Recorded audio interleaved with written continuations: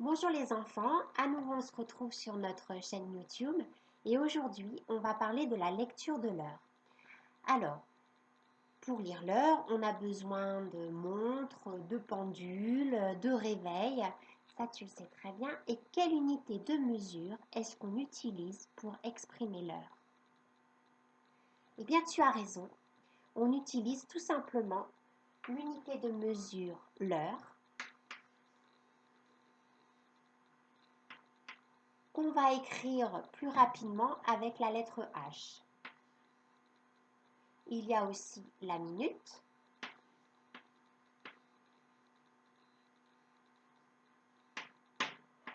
qu'on va écrire plus rapidement avec ses trois premières lettres, M-I-N. Ne pas confondre avec les millimètres, parce que les millimètres, c'est M-M. C'est pas du tout la même chose, hein. Et puis, il y a une troisième unité de mesure qu'on peut utiliser lorsqu'on veut être très précis, c'est la seconde.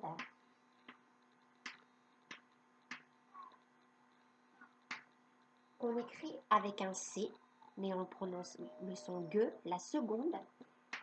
Et elle va s'exprimer avec la lettre S. Voilà. Alors, quelle est la relation entre ces trois unités de mesure? Eh bien, une heure, c'est égal à 60 minutes.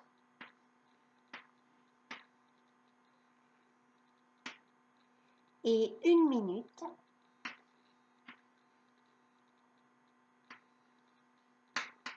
c'est égal à 60 secondes.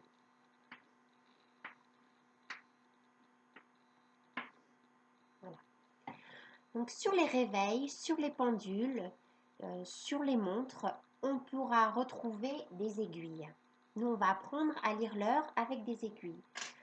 Il peut y avoir une troisième aiguille qui n'est pas sur notre pendule. On va en parler. Donc, la plus petite aiguille, c'est l'aiguille qui va indiquer l'heure. La grande aiguille, c'est celle qui va indiquer les minutes. Et la troisième aiguille, s'il y en a une, elle s'appelle la trotteuse et c'est celle qui va indiquer les secondes. Lorsque la grande aiguille fait un tour complet, il s'est passé une heure. Pendant ce temps, la petite aiguille a avancé d'une graduation vers l'autre. Là aussi, on peut dire qu'il s'est passé une heure. Donc, je te remontre. Regarde bien la petite aiguille jaune qui tourne en même temps que la grande aiguille bleue, mais elle tourne beaucoup moins vite. Donc, en une heure, la grande aiguille bleue fait un tour, pendant que la petite aiguille jaune est allée sur la graduation suivante. Donc, sur les pendules, en général, on peut observer qu'il y a des graduations de 1 à 12. Voilà.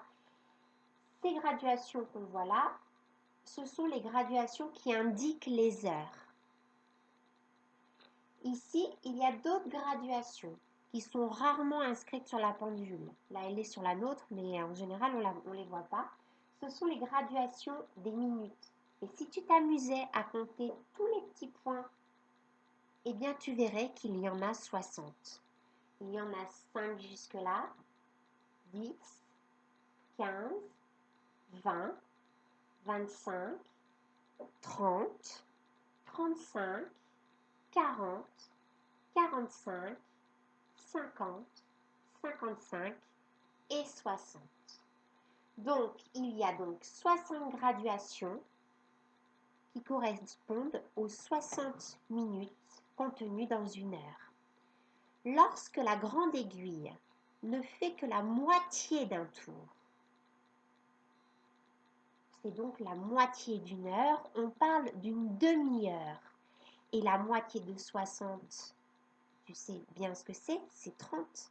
Donc, une demi-heure, c'est égal à 30 minutes. Voilà, lorsque donc mon aiguille est partie de là et est arrivée là, il s'est passé une demi-heure ou 30 minutes. Et lorsqu'elle revient à sa position initiale, il s'est à nouveau passé une demi-heure ou 30 minutes.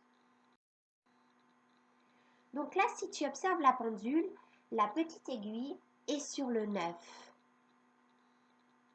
Et là, la grande aiguille est tout en haut, verticale, vers le haut. On dit qu'il est 9 heures. Il est 9 heures pile. Il est 9 heures et 0 minutes.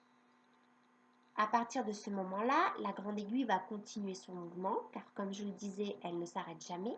Il n'est plus 9 heures et 0 minutes. Là, il y a des minutes qui se sont écoulées. Là, il est 9 heures et 30 minutes. On dit aussi qu'il est 9h30. Et tu peux constater que la petite aiguille, a avancé. Elle n'est plus complètement sur le 9. Elle n'est pas encore sur le 10. Elle est entre le 9 et le 10. Et oui, parce qu'il s'est passé la moitié d'une heure. Donc, il est 9h30.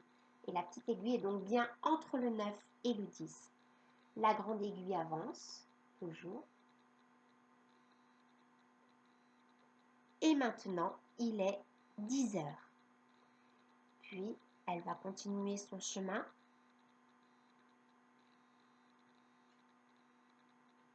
La 10 minutes se passent. 30 minutes sont passées après 10 heures. Il est 10h30. Ou alors, on peut dire 10h30. Et la grande aiguille avance toujours. Il est 11 heures. Elle va avancer. Et maintenant, il va être 11h30. Elle va avancer.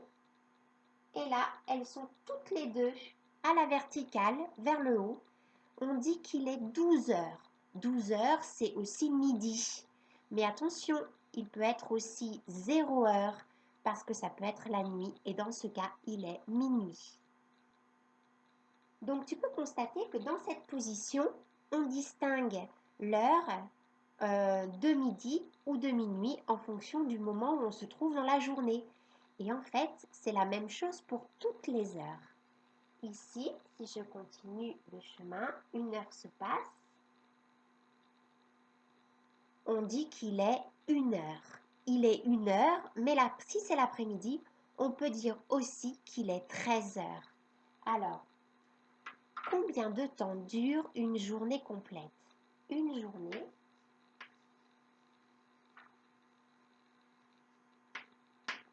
c'est égal à 24 heures. Tu as raison. Alors, la moitié d'une journée, qu'on peut aussi dire une demi-journée, une demi, ça s'écrit comme ça, une demi. Une demi-journée,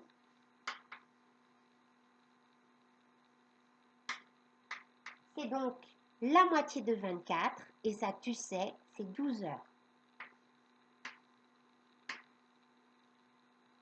Alors là, la pendule indique qu'il est 1 heure. Il peut être donc soit 1 heure du matin, soit 1 heure de l'après-midi. Si c'est 1 heure du matin, on dit qu'il est 1 heure.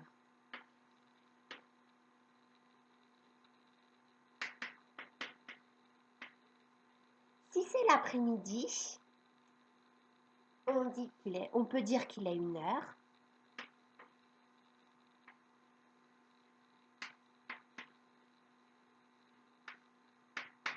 On peut dire qu'il est 1 heure, mais ensuite, on peut aussi dire qu'il est 13 heures.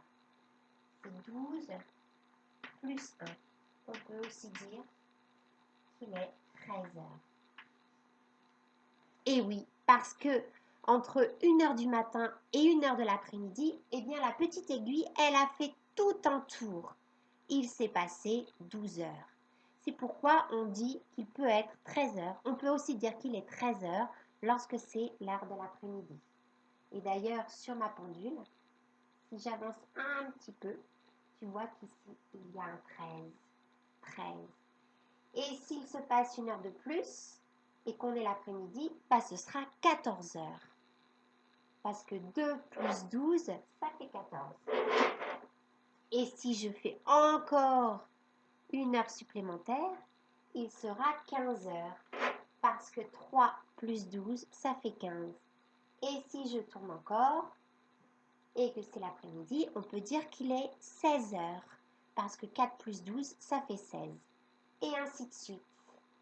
17 heures, 18 heures, 19 heures, 20 heures, 21 heures, 22 heures, 23 heures. Et là, on se retrouve à minuit, 0 heure. On ne dit pas vraiment 24 heures. Alors, quelle heure est-il? Tu as raison, il est 2 heures. On peut aussi dire qu'il est 14 heures si c'est l'après-midi. Alors, quelle heure est-il? Il est 4h30. Ou alors, on peut dire, si c'est l'après-midi, 16h30. Et d'ailleurs, tu peux constater que la petite aiguille n'est plus sur le 4, puisqu'il est 4 heures plus 30 minutes, mais elle n'est pas encore sur le 5, car il ne sera 5 heures que dans 30 minutes. Et là, quelle heure est-il?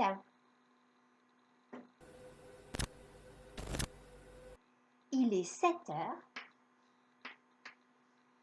Et si c'est l'après-midi, on peut dire qu'il est 19 heures.